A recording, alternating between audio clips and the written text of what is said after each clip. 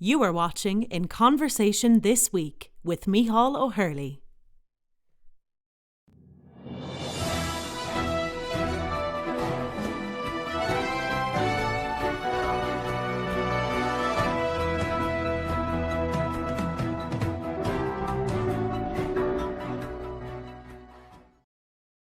Excellency, I want to talk to you about the negotiations. Will they recommence with Pakistan?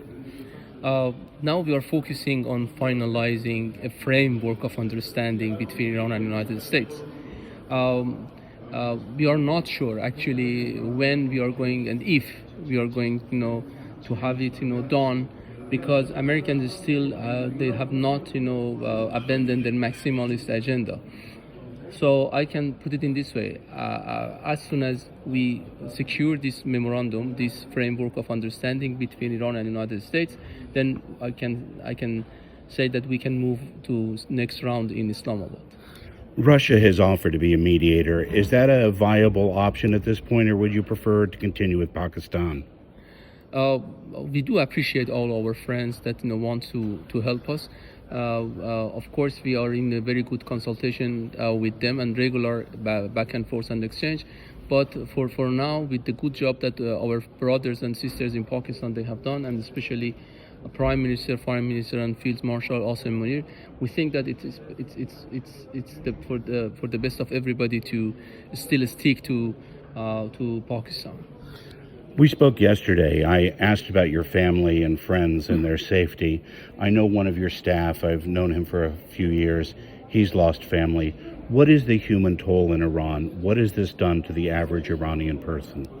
Wars are always ugly and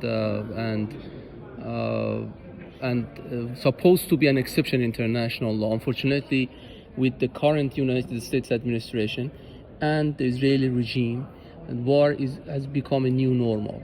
They started this war of choice, this unprovoked war, this war of aggression against Iran by targeting an elementary school, slaughtering and murdering 168 kids, innocent kids at the age of 7 to 11. And it shows to what extent this war started with atrocities. The level of recklessness in this war is, I can say, unprecedented. They have attacked hospitals, schools, Medicares, and all civilian infrastructures. Even the President of the United States vowed that he's going to blow up a whole civilization, and in a very casual way, he just said that. And you have to know that around 3,000 innocent lives have been lost in this war, including the brother of my Director General, who was actually martyred in this war. So whatever happened in this war is going to be remembered forever, including the innocent lives which were lost.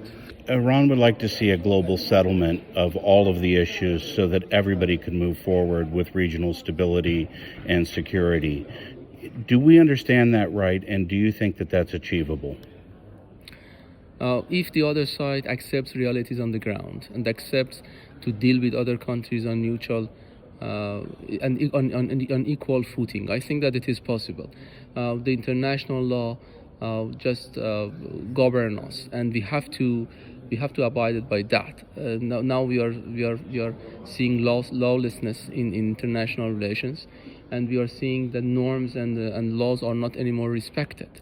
So we have to stick to that to be able to put diplomacy in its deserved position. By nature, I'm very much optimistic, but while I'm seeing and looking at the developments in our region, I have my doubts. Minister, before this started, Oman was negotiating or mediating. My understanding is Iran made an offer that largely met the U.S. concerns about its nuclear capabilities, and yet they still chose to go to war. Is there the technical capacity on the U.S. side to understand what Iran has offered and is offering to give the world security about your nuclear capabilities and ambitions? intellectually speaking, it is not very hard to understand a country such as Iran, the oldest living civilization on earth, and basin of different civilizations and crossroads of different cultures.